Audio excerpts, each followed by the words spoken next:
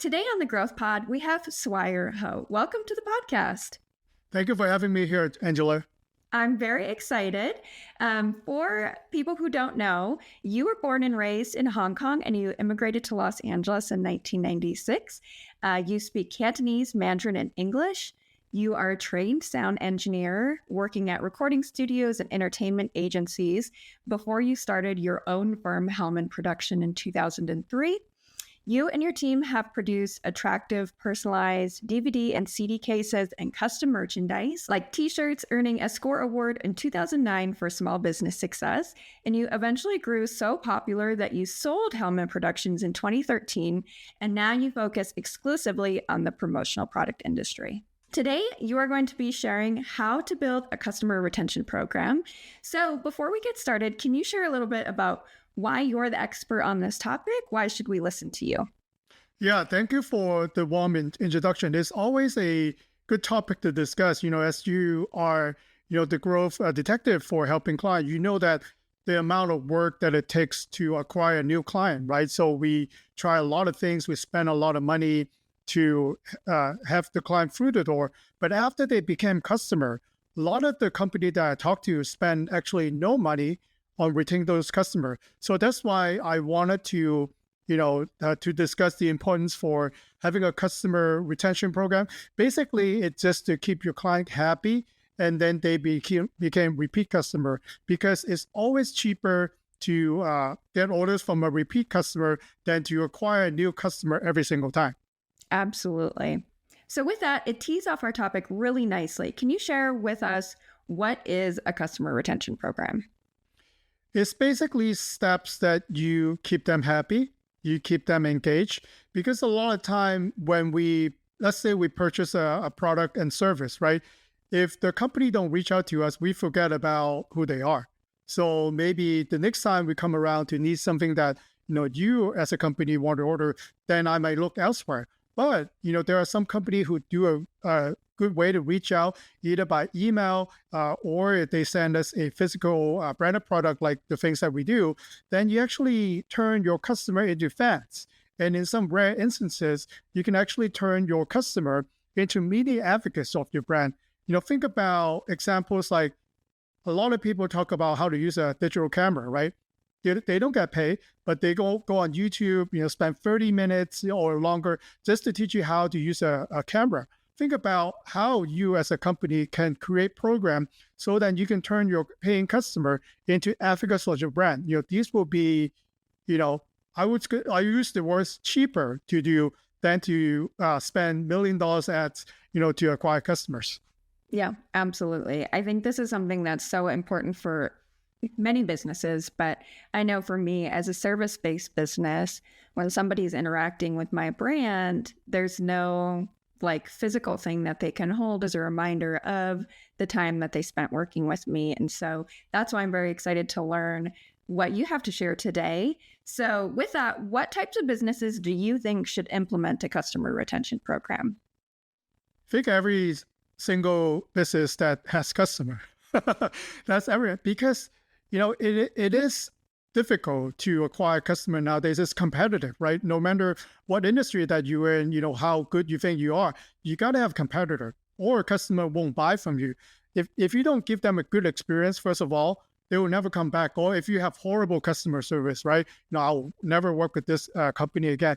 So wouldn't it be better if a customer just purchased from you and then you have way that you strategically plan for them so they could spread the word of mouth, they could help you provide more user-generated content, and they also share the experience online on social media. As a company, as a owner for the business, how much more would you value that and willing to spend a little bit more time to develop your retention program? Yeah, absolutely. So you shared that you should be strategic about planning for this. So can you walk us through how to set up a customer retention program, what we should consider, and how we should go about implementing this in our businesses? Yeah, that's a great question, because we are all unique. We have different product and services, obviously. So to answer the question, you have to say, who are my ideal client? So if my ideal client just purchased from me, how would I like them to spread the word? And so meaning the call to action.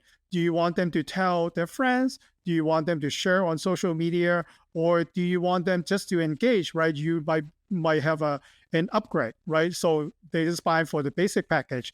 You can actually upsell them 10 times more if they upgrade to the professional package, for example, in service-based business. So once you identify the goal, then you have to figure out something, because right now it's all about personalization. Angela, you're in this space, you know that if we blast out to 10,000 people, probably it's not very specific. But if we know who our ideal clients are, we've been specific about their interests, what their pain points are, and we speak to them so they will be more engaged. And then, think about brand that we really like. We become a community. So this will be like the ultimate goal for, having a good customer retention program. Awesome. So you're talking about the goal of any good customer retention program should be to create this community. How do you go about, since you are somebody who consults businesses on creating these customer retention programs, how would you go about making sure that your customer retention program tees up to this ultimate goal of creating that sense of community with your business? Yeah, for the things that we do in promotional product, the number one thing that we would do is to create a reward program. So think about in a physical space, when you go to Costco, for example, they try to upsell you your membership. You get a tote bag, you get something that is nice. When you go to the mall, you will see a Corvette, right? So, and then you have to listen to a timeshare opportunity to win that. Something that you could reward the client to for the call to action, so that they might get a branded T-shirt, or they get a branded gift, just to nudge them to do more or consider, sticking with your company more. And then you can also provide a loyalty program. So when you hit a certain milestone, then the company can reach out to send them a specific gifts. And since nowadays with after we've been through COVID, a custom gift box with personalized message are really a hit, because we might not be physical in one space, but people do want it to support the brands that they love. They want to be proud and wear, the brands that they support. So these are some of the programs that we have done for our clients. Amazing. So I want to hone in a little bit more on this concept of gifting after somebody becomes a customer. How much do you recommend somebody spends on something like that? I'm sure it depends on the business, but generally speaking, when you're welcoming someone or providing a gift after the fact, how do you recommend that somebody implements that in their business? That's like the number one questions that I get every day, like, what should I buy? Yeah. To answer that question, you have to answer, what do you stand for? What is the value proposition of your company? Some company will say we're eco-friendly. Some companies will say we're the most luxury, right, of all. We're the best, commitment to our customer service. So the gift that you pick has to in line with that. So if I say I'm eco-friendly, I can't send you, Angela, with gift that wrap in 7 layers of plastic. That just defeats the purpose at all. So the gift that I send you has to relate to the message that I want to send across. And you have to also answer this question. A lot of time, people want to buy things that they like, but it is not what you like. It's what people wanted to receive. Absolutely. I know that I've been planning some customer gifts, and I have to get away from that, buying what I want to buy for myself, and think more from the customer perspective.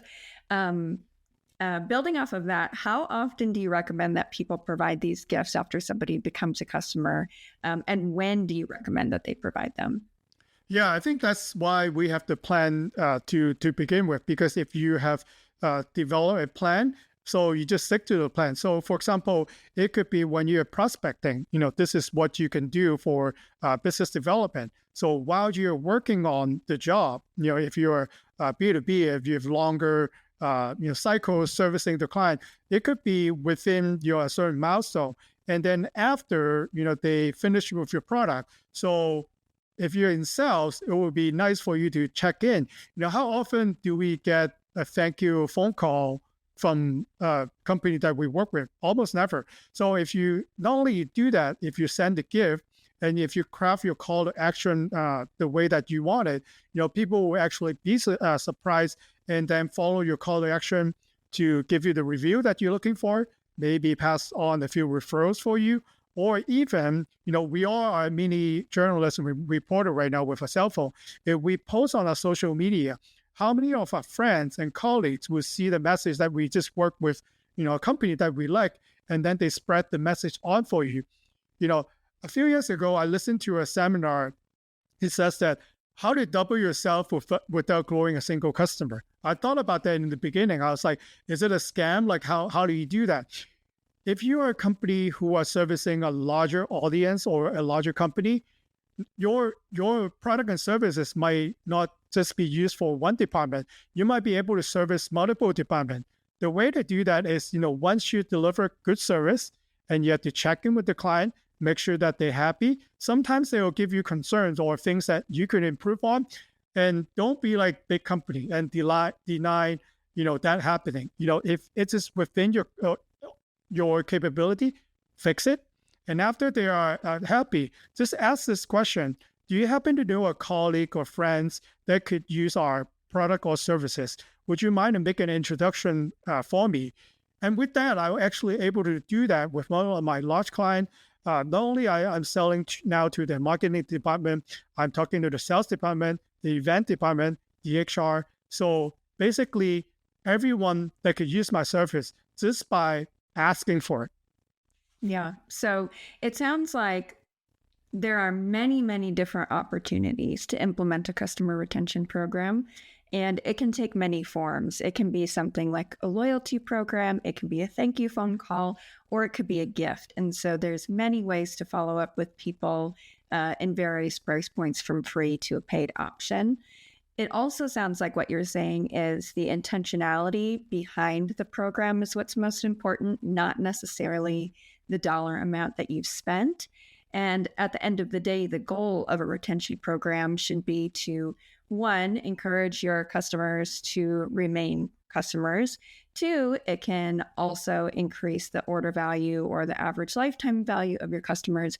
And three, it can drive these referrals. So you're increasing the ROI on any marketing dollars that brought them in the door in the first place by getting them to refer you more clients or customers to your business. Is that right? Yeah, you said it perfectly, Angela. Amazing. So what's next for you, Swire?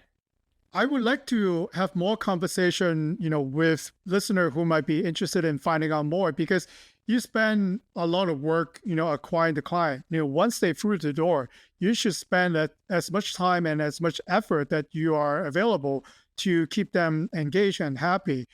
Every successful company has got to have happy customer. If you let me know that a company, all the customers are happy, then I know that, you're in a good place.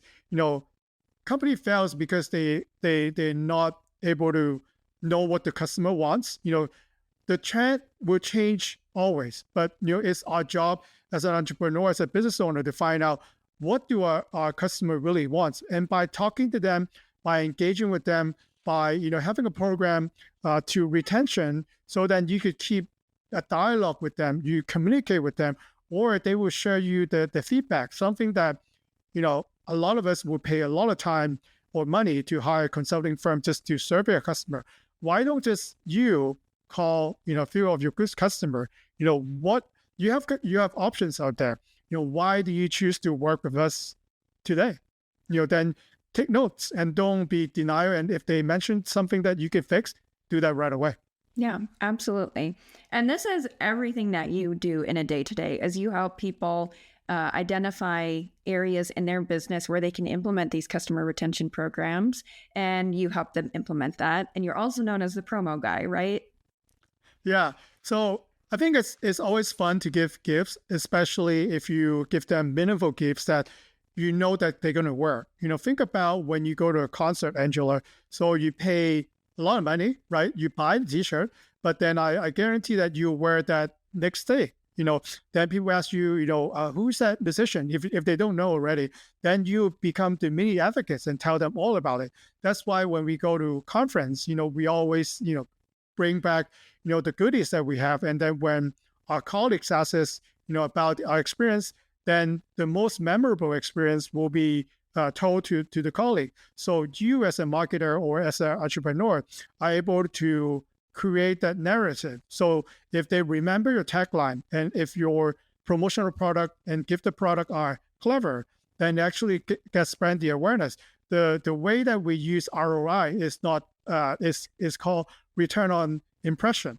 So how many impression can your branded product get? So to determine, what should you buy, for your company. Absolutely. I love that. One of my clients would go to trade shows and actually provide a little snippet of their service as their free offering or their promotional offering.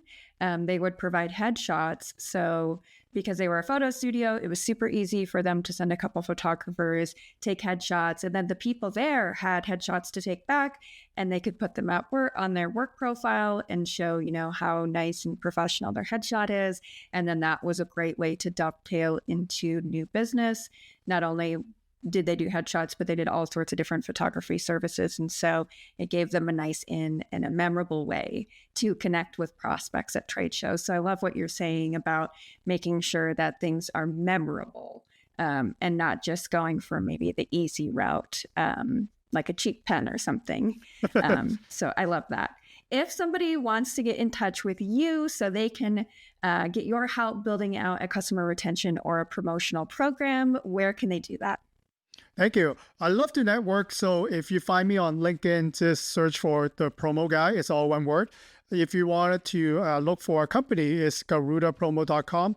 And I'll also send you a link, Angela, with a deep dive session. It's complimentary.